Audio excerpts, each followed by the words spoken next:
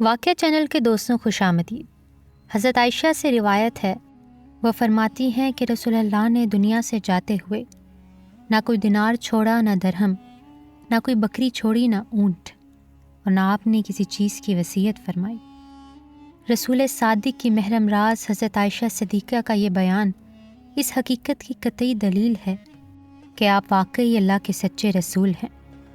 آپ کی صداقت و امانت کی اس سے بڑھ کر اور کیا دلیل ہوگی کہ سب کچھ حاصل ہونے کے باوجود نہ آپ نے جائیداد بنائیں، نہ دولت، نہ محل اور کوٹھیاں تعمیر کرائیں، فقیرانہ اور مسافرانہ زندگی گزاری، اور جب دنیا سے رخصت ہوئے تو نہ کوئی روپیہ پیسہ چھوڑا، نہ اونٹ بکریاں چھوڑیں، اور نہ اپنے پاس کچھ ایسا اور رکھا کہ کسی کے لیے وصیت فرماتے۔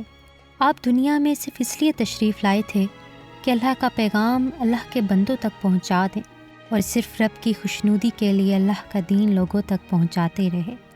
اللہ نے بار بار آپ کی زبان سے ایمان افروز اعلان کرایا کہ میں اس دعوت و تبلیغ کا تم سے کوئی صلہ نہیں چاہتا، میں صرف رب العالمین سے صلے کا طالب ہوں، اور صرف اسی کی رضا میرا مطلوب ہے۔ کہ آپ کے الفاظ کچھ یوں ہیں، اور میں تم سے اس کار رسالت پر کسی اجر کا طالب نہیں ہوں، میرا اجر تو صرف رب العالمین کے ذمہ ہے۔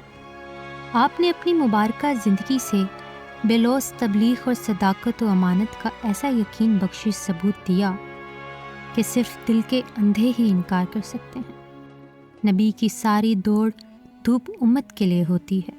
نبی کی یہ شان ہرگز نہیں ہوتی کہ وہ اولاد اور ورثہ کے لیے مال و دولت جمع کرے۔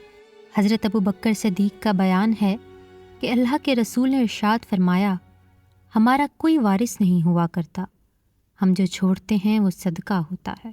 ایک سچا اور امین رسول اگر دعویٰ کرتا ہے کہ اب انسانیت کی نجات و فلاح صرف میری اطاعت و پیروی میں ہے، تو سورج سے زیادہ روشن اس حقیقت کا انکار وہی کر سکتے ہیں جو عقل سے کورے ہوں اور اپنی فطرت کو مسخ کر چکے ہوں۔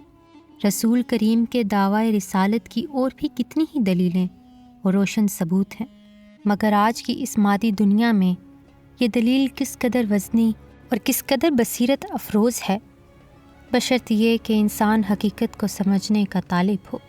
اللہ ہم سب کو اپنی جان، مال اور دنیا سے زیادہ نبی کو محبوب رکھنے کی توفیق دے، آمین۔